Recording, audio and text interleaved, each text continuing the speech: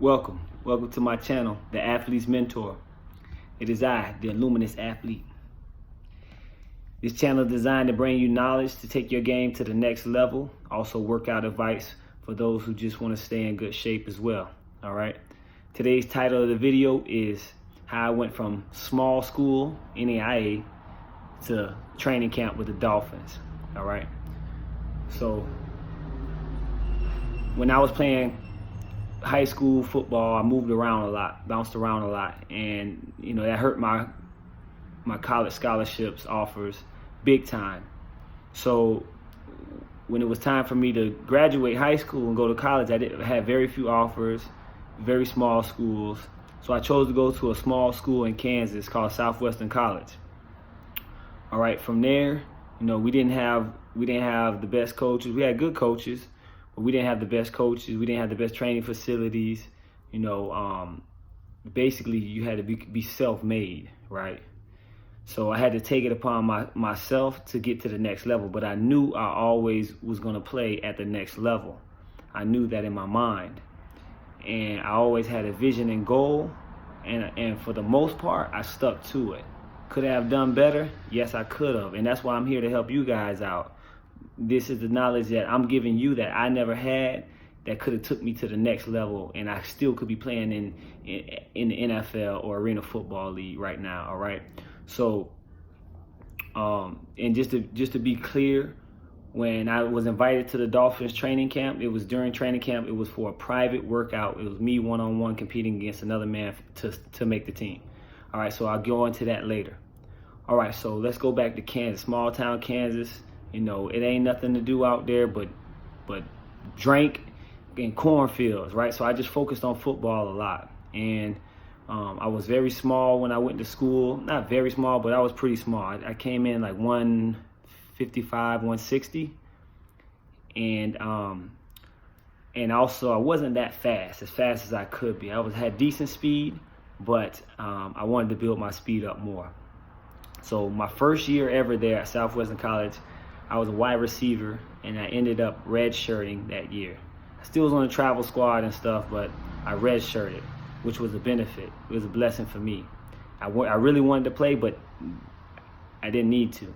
It was better for me to wait, especially coming from a small school, being small, and not knowing the things of how to really be a professional. So one thing I had to work on was just staying focused in my work ethic. So after that season, I ended up injuring my knee slightly, and I needed to build my strength up, so I got really focused and I ran track. So running track helped me tremendously with my speed on the field. Plus it also kept me focused to work out in the off season, because our off season workouts at a small school is not like Division I, where you guys can work out 3-4 days a week with the team, and we only have a certain set time period that we can work out for, and it's very short. And we don't get supplements. Our food is not the highest quality as you would get at a D1 school. So you really have to be self-made if you're coming from a small school and you want to play big time ball, whether that be Canadian, NFL, arena football, overseas. If you're coming from a small school, you have to be extremely disciplined. You have to have NFL professional type discipline. So I started to build this up, and running track was a blessing for me. That was one of the best things I could do, because that next year somebody got hurt and I ended up starting as a wide receiver, as a redshirt freshman, and my speed was tremendous compared to the year before. I would catch the ball and just run away from defenders. So I do have a highlight. My real name is Davion Mitchell. You guys can look me up, and you can see my career stats in college, in arena. You can see my private workout. If you look for it, you can find it with the Dolphins. And but anyways, back to the story. So my speed was up. So one thing that kept me focused during my freshman season was reading books on my favorite players, such as Barry Sanders, Walter Payton. Even though I was a wide receiver at that time, their work ethic was second to none. And that's why those guys were at the top level that they were at, because they had a tremendous workout regimens. And Barry Sanders got offered from Oklahoma State. They went to visit him. They went to see him. They saw him work out, and they wanted him immediately, just off a workout in the weight room. So, they had these tremendous work ethics that were second to none. And when I read about this made me want to do extra. It made me want to stay after practice and catch footballs. It made me want to lift weights during the season. And these are some of the things that help propel me in the future. So, long story short, the next season, I had a good season that year. The next season, my coach approached me and asked me, did I want to play both sides of the ball? And I was like, yeah, I'll do it. And I never played corner in my life, but I was an athlete, so I learned quickly.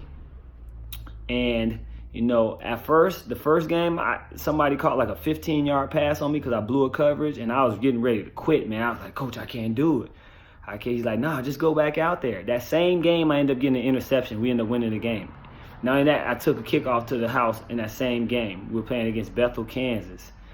And so I stuck with it, and that taught me a valuable lesson too. Like, never quit, never give up, man. You may be in a bad situation. You may be in one of the worst situations, but persistence is what's going to get you there. Like, I could have quit a long time ago when I didn't have any valid offers. A lot of people would have said, man, there's no way you're going to make it to the NFL or arena football.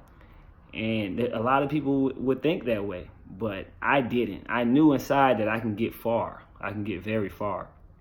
So I had a very great year that year. My junior year, I wasn't focused. I wasn't that focused, and I was doing bad stuff. Went back to like hustling on the side when I went home to Florida and doing things I shouldn't have been doing. I should have been just working out. Shouldn't have been worried about no hustling. I shouldn't have been doing that stuff. But, that was the neighborhood I grew up in, and, part of that translates to my on-the-field toughness, but I shouldn't have been doing that stuff. And so my junior year, ended up getting hurt in training camp. Boom, got hurt. No, actually, I got hurt the fourth game. Fourth game of the season, got hurt. Had to miss a couple games. It was bad season. The next year, still wasn't really too focused. Ended up getting hurt in training camp. I was a little bit more focused, but my focus fell off. And this is where I could have did better, and I probably could still be in the NFL right now. So the next year, my senior year, I'm strictly playing receiver, end up getting hurt and missing the first couple games. It was a tough time for me. So, very tough time, and my head was down, but I still knew I had it. So, ended up, before the track season started, because there's a gap between college football and track, I knew I wanted to go to the NFL so bad. I'm like, I want to go. I got my focus back, and I'm like, I got to do this, man. And I was working part-time at the library, making the student money. I forgot what you call it, but work study. Yeah, that's what I was doing, work study. And I was working at the library, and I picked up every single muscle fitness magazine that they had there, and books on how to build muscle, and I read it religiously. Now, at this time, I was about 173 pounds. So really still not really quite NFL material for size. My 40 was pretty slow. It was probably like a 4.6, 4.7. So I needed to get all my attributes up. And there was one particular muscle fitness magazine book that stood out to me the most, and that was the one with Vernon Davis was on the cover. And, they had a lot of football-specific workouts. And like I said, we don't have big trainers out there, so they're not making us squat, 300 pounds, bench press, 275. They're not really on you like that. We worked out, but not super intense like that, and not where people are really pushing you. So I had to gain this knowledge on my own, and these magazines had a lot of knowledge in it. Now they can't compare it to going to an elite strength coach, that's preparing people for the NFL draft, but they do have a lot of knowledge in there, and they can get you ready. So I read these books religiously. I would take this muscle fitness magazine. There was one particular, and it was like how to gain 20 pounds in 3 months. And I was like, damn, I want to do that. So I grabbed this magazine, and I followed it to a T. Everything, the eating regimen, the sleeping, the supplements. I did all that. And people were laughing at me because I was bringing the magazines in the weight room. They were laughing at me. So I'm like, all right, y'all laugh now. But these workouts were tough. So I did that religiously, and I found me a couple buddies that would help me out and work out with me. And I read these books. I did everything they said. And next thing you know, I blew up in weight. I ended up gaining 17 pounds of pure muscle.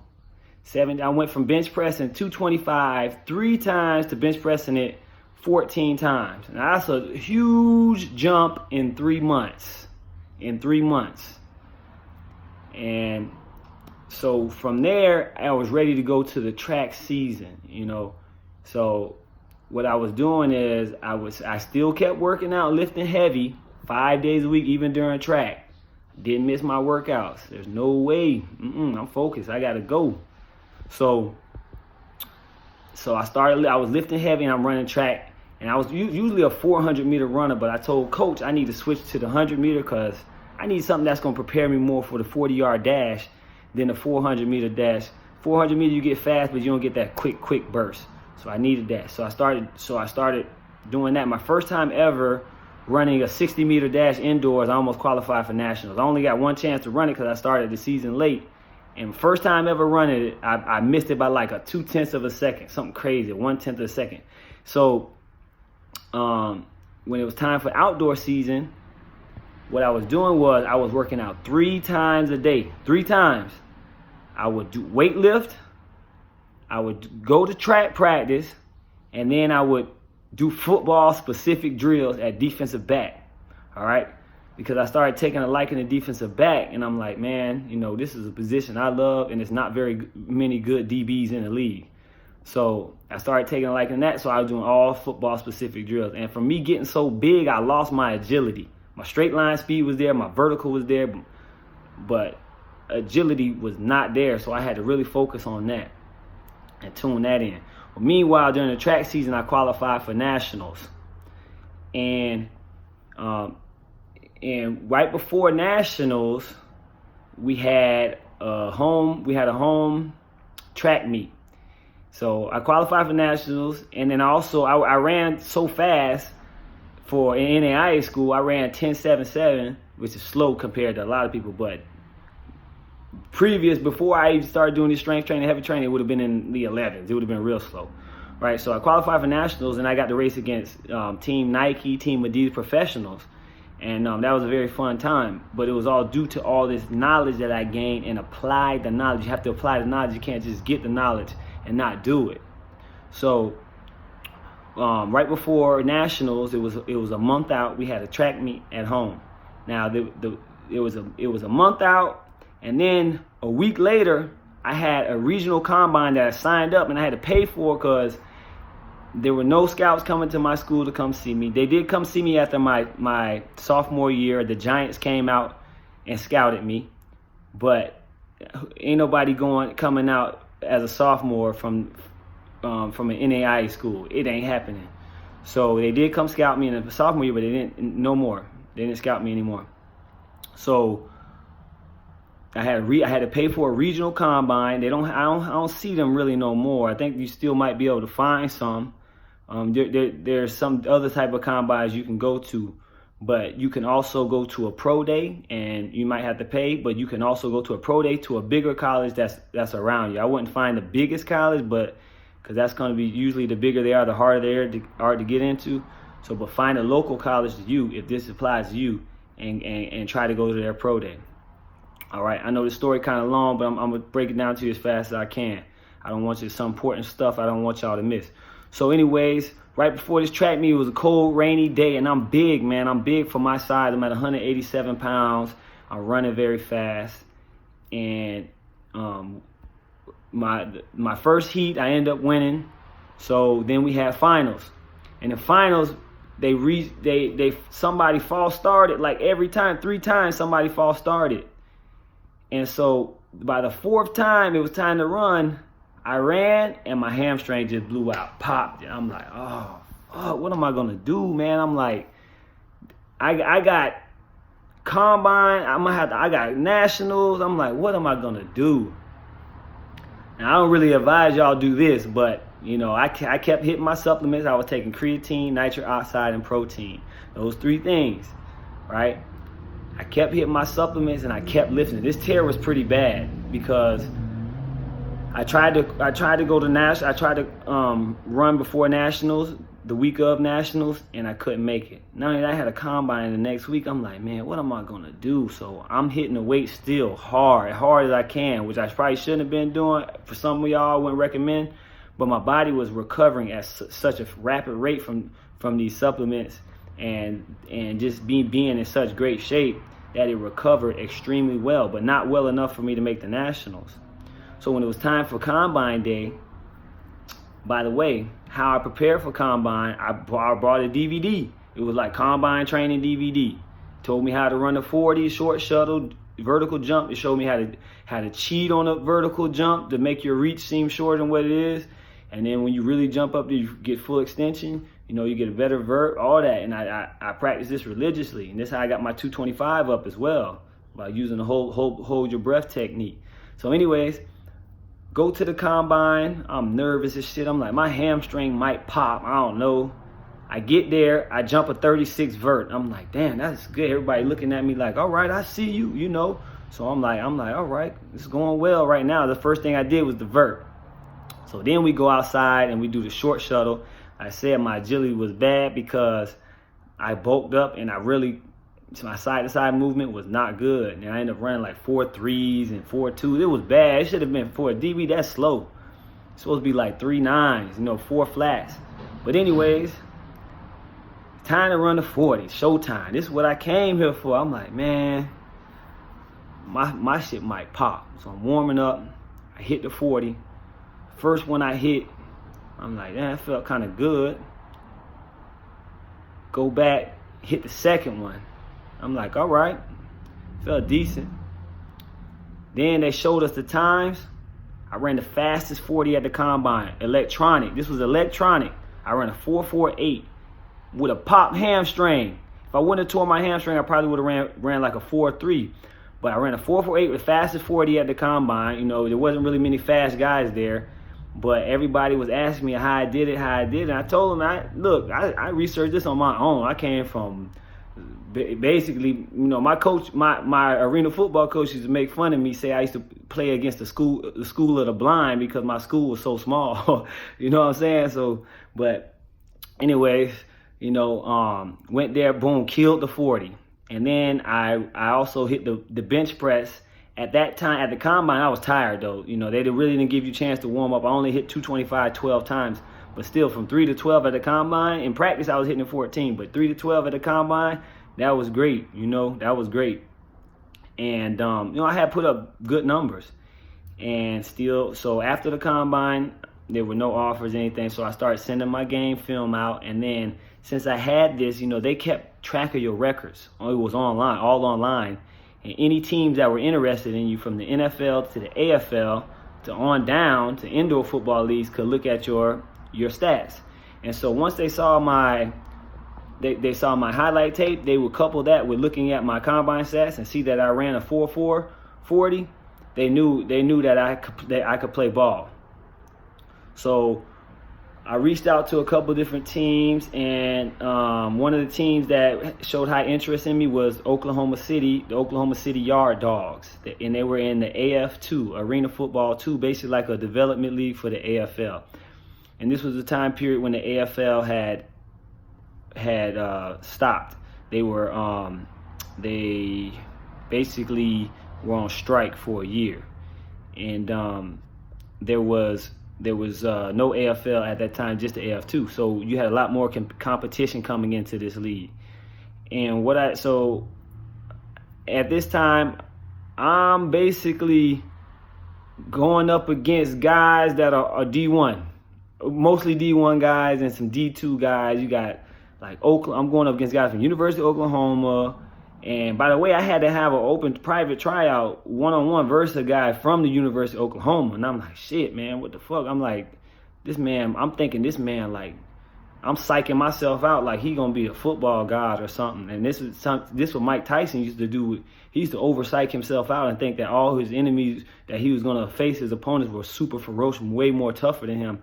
And I'm thinking this in my mind, because I'm like, he played University of Oklahoma. I'm at Southwestern College. There's no way I'm gonna beat this guy. End up beating this guy out. Now I'm in training camp with more D1 guys all across the board. You know, we got D2 in there, some D3, a couple D3, not really, but mainly D2 and D1 guys in there. And then here I come from little NAIA school, and you know, I end up making the team. Not only did I make the team, I ended up becoming a starter on that team. And I met a great coach. His name was Stan Davis, and he taught me how to be a professional. You know, he'll put the fire on your ass. He don't give a shit about your feelings. And that's how I train people to this day. I don't care about your feelings. I don't give a shit. You know, you can cry, you can moan, you can leave. I don't care. I mean, I'm here to build athletes, and that's what I do now. You know, I take my lessons and give them to y'all. But anyways, I met Stan. He taught me how to be a DB, man. He was a great mentor, a great coach. And the next season, I ended up signing in the A1 when the Arena Football 1 opened back up. And during this time, I stayed very focused. And I was constantly working out during the season. You know, end up being a starter on this team, which had more D1 guys than the last team. Ended up beating them out. I'm beating out guys from University of Ohio State, because I played for the Cleveland Gladiators. Beating out guys from Ohio State. And I realized where you from don't even matter. You know what I'm saying? Look at Antonio Brown now. He played at Central Michigan. Come on, man. He's one of the best NFL players right now to this day. Central Michigan, that's a small Division I school, you know? So I really started to realize it's not where you from, man. It's about your heart and determination, how much heart you got, you know, how much pain you're willing to endure and take. So played in Cleveland, and I had a great year. I stayed focused. I didn't really mess with many girls. I wasn't having sex a lot, so I was retaining my semen, you know, like Mike Tyson was doing and a lot of boxers do, because that shit help, man. When you out here spilling your seed, that shit ain't no good. That's another topic, but that shit will lower your performance. It will hinder your performance. I don't care what you say. You're not tenacious. You're not ferocious. You know, you hold your shit in for a week or two, and then see how much more ferocious you be. But anyways, so I had a great season, man, and during this season, I'll tell you what I was doing that helped me get to the end of this year. I was meditating and praying a lot about going to the NFL, meditating and praying. And, you know, I was going through a lot of stress on my football team because I felt like a lot of my teammates didn't like me or just hated me for no reason. That's how I felt about the situation, you know, because I was just humble to be there. I was just happy to be there, coming from this small ass school where we had to take a bus everywhere to now flying in airplanes and stuff all the time. So, you know, I was just humble and happy to be there. But, you know, a lot of my teammates, they were more like, you know, ruthless. It was like, you know, they acting a lot like little bitches and shit, man. So anyways, you know, I was dealing with a lot of stress. So I was in my room angry and stuff, praying at night, and I was emotional. I used basically the law of attraction to get to where I needed to get, you know. And it was a strange coincidence. My room number was 305, and that's what room I stayed in at the studio hotel suite that we all had. Everybody got their own room. And I was working out during the season, right? And the last couple games of the season, I walk into the locker room and one of my teammates like, yeah, boy, I heard the Dolphins looking at you. And I'm thinking he lying, so I'm just going along with it. And I'm like, yeah, boy, you know.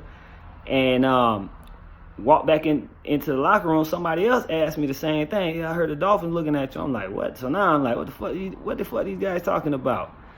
And so they were like, yeah, I heard they called the trainer and asked the trainer about you. So I was like, all right.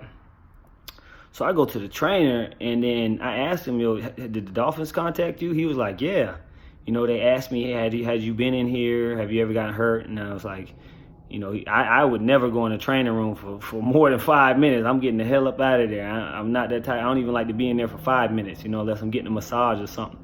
So got out of there, so kind of got that heads up, right? And then this is where I fell off, and this is where you can pick back up. This is where you can, always stay sharp, because my career, my downfall of me was not staying focused all the time. And even some of my coaches will let you know that, Mitch, they call me Mitch, they call me rookie, but, they'll let you know, like, that was my downfall, not always being focused. So, long story short, I ended up getting a girlfriend in Cleveland, and I wasn't working out after the season when I should have been, because arena football season ends and then the NFL season starts. So I should have been working out. I should have been lifting weights and running, and I wasn't.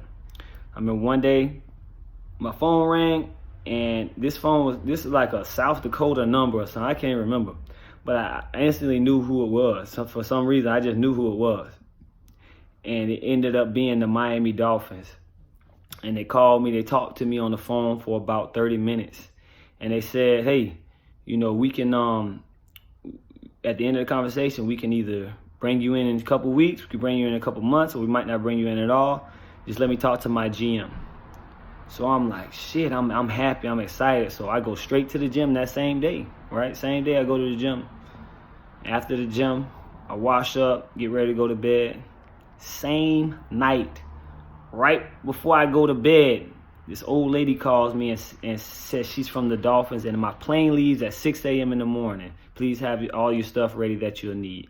And I was like, what the fuck, man? I'm like, I was happy, but at the same time, I was like, I know I'm not ready. I haven't worked out in like 3 to 4 weeks after the season. So I'm like, man, and I had a sign, showing me that I needed to do this, but, I wasn't focused, I wasn't sharp. And this is why I'm giving you guys this type of mentorship. None of these videos will be this long, but I need you guys to see this. If you really want to be a top level athlete, you have to stay focused all the time. There is no off season. No off season.